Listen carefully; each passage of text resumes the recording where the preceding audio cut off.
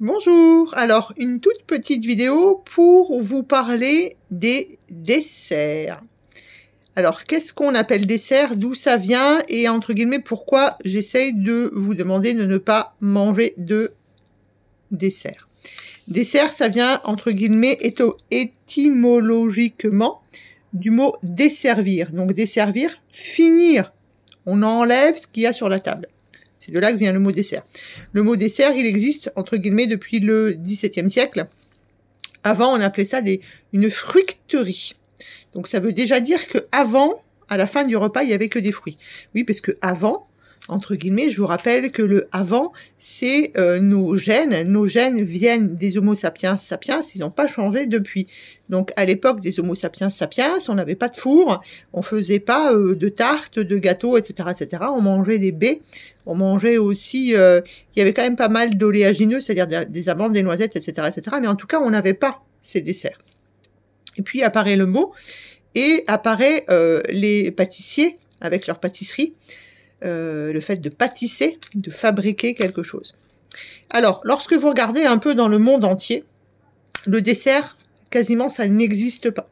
Lorsque vous allez chez un Pakistanais, chez un Indien, chez les Asiatiques, etc., etc., le dessert n'existe pas. Ils ont inventé ça quand ils mettent, entre guillemets, un restaurant en France.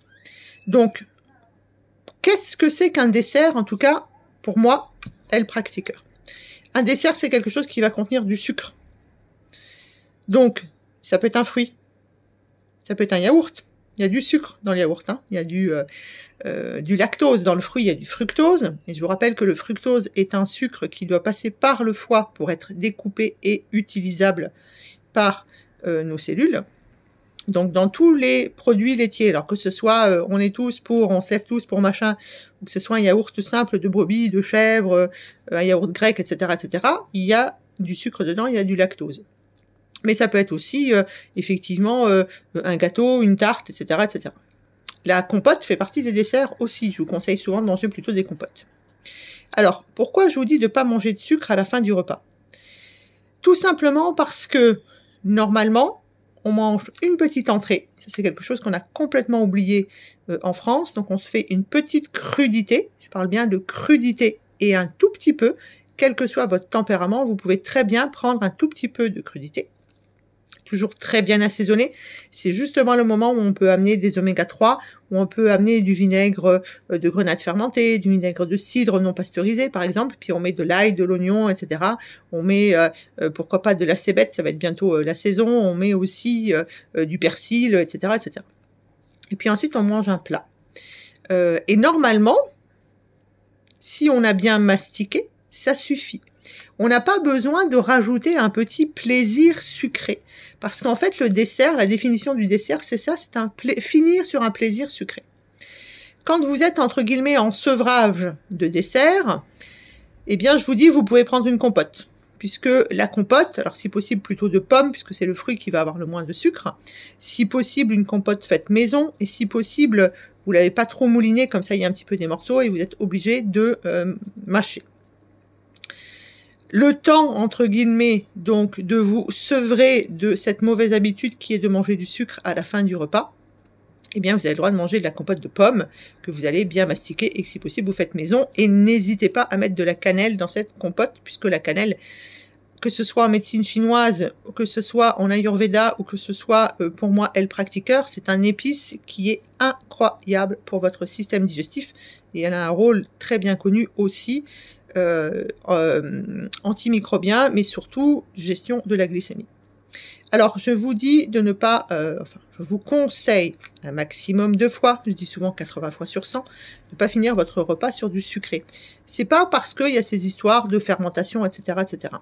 C'est tout simplement parce que à partir du moment où vous allez amener du sucre sur votre langue, vous allez passer en, entre guillemets, priorité. C'est-à-dire que le sucre dans notre système nerveux, c'est la survie, c'est l'énergie, c'est l'aliment énergétique principal. Et donc, là-haut, les voyants sont au rouge et on dit on arrête tout et on gère ce sucre. Vous amener un voyant rouge, donc vous amenez une sécrétion de cortisol. Cette sécrétion de cortisol, elle va arrêter votre digestion. Ce qui fait que tout ce que vous avez mangé avant, eh bien, ça va, le pylore au niveau de l'estomac, à un moment s'ouvrira, on ne sait pas quand. Pour l'instant, il n'y a aucune étude là-dessus. Ça peut être au bout de 2 heures, 3 heures, 4 heures, 5 heures, 6 heures, 10 heures, 12 heures, peu importe. Et rien n'aura été digéré puisqu'il n'y aura pas eu de digestion et tout ça va arriver sur votre intestin. Donc, ça peut aussi d'ailleurs créer de la fermentation si vous avez mangé des féculents ou des brassicacées, etc. En tout cas, des choses qui font que ça peut fermenter un peu. Donc, c'est pas sur cette histoire de naturopathes, entre guillemets, qui disent que si on met du sucre dans notre estomac, ça va faire fermenter. Oui, c'est sûr que ça va faire fermenter. Ça va surtout faire que le sucre étant une priorité, tout ce qu'il y a avant n'est pas digéré et arrive sur l'intestin. Et là, ça vous donne des ballonnements, ça vous donne des trous, puis ça peut vous donner des dysbioses, voire des SIBO, etc., etc.